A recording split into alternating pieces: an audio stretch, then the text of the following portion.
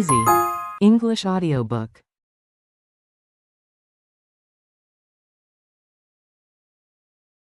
After 20 Years by O. Henry. The policeman on duty walked along the street confidently.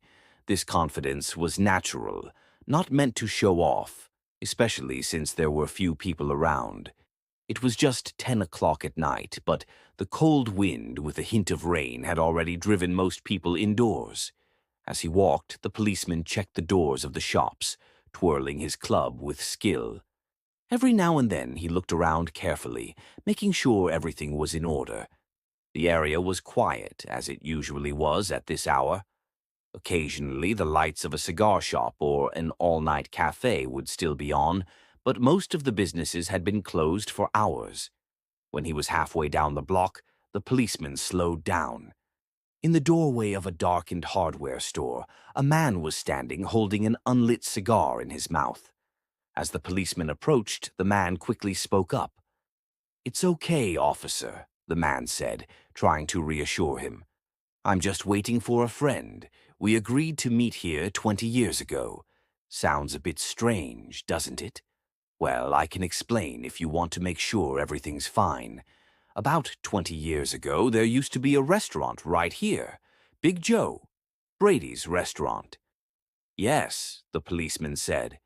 "It was torn down 5 years ago." The man in the doorway struck a match and lit his cigar. The light revealed his pale, square face with sharp eyes and a small white scar near his right eyebrow. He wore a large diamond pin in his scarf.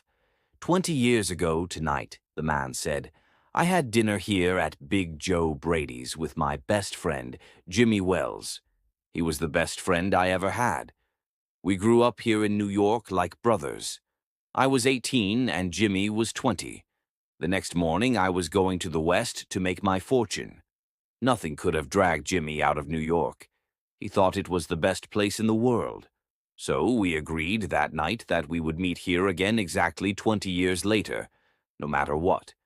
We figured that after 20 years, we would have figured out our lives and made our fortunes, whatever they might be." "That's pretty interesting," said the policeman. "But 20 years is a long time. Have you heard from your friends since you left?" "Well, yes, for a while we kept in touch," the man replied. "But after a year or two, we lost track of each other. You see, the West is a big place, and I was moving around a lot. But I know Jimmy will be here if he's still alive. He was always the most loyal, dependable guy. He won't forget. I've traveled 1,000 miles to be here tonight, and it's worth it if my old friend shows up." The man pulled out a fancy watch with small diamonds set in its lid. 3 minutes to 10, he said.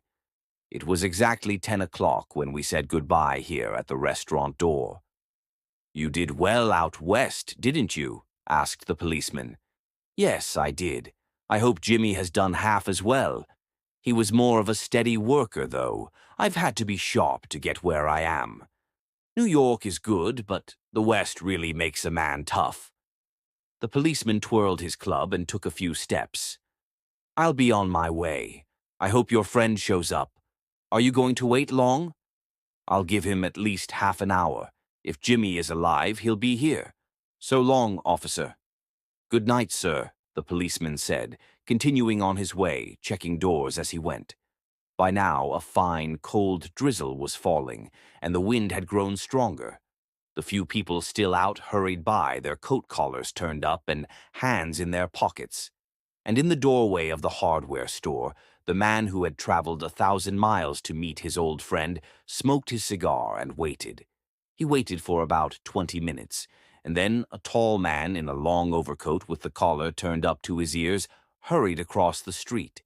He walked straight up to the man in the doorway. "Is that you, Bob?" he asked, a little uncertain. "Is that you, Jimmy Wells?" the man in the doorway cried out. "Bless my heart!" exclaimed the newcomer, grabbing both of the other man's hands. "It's Bob, sure enough. I knew I'd find you here if you were still alive. Wow, 20 years is a long time. The old restaurant is gone, Bob. I wish it was still here so we could have another dinner together. How has life out west been treating you, old friend? It's been great. I got everything I wanted. You've changed a lot, Jimmy. I didn't think you were so tall. Oh, I grew a bit after I turned 20. Doing well in New York, Jimmy? Not bad. I have a job with the city. Come on, Bob. Let's go to a place I know and have a good, long talk about old times. The two men started walking up the street, arm in arm. The man from the West, feeling proud of his success, began to tell the story of his life. The other man, mostly hidden by his overcoat, listened with interest. They reached a corner where there was a brightly lit drugstore. When they stepped into the light, they both turned to look at each other's face. The man from the West suddenly stopped and pulled his arm away. "You're not Jimmy Wells," he said sharply. 20 years is a long time, but not long enough to change a man's nose from straight to flat. Sometimes it changes a good man into a bad one, the tall man said.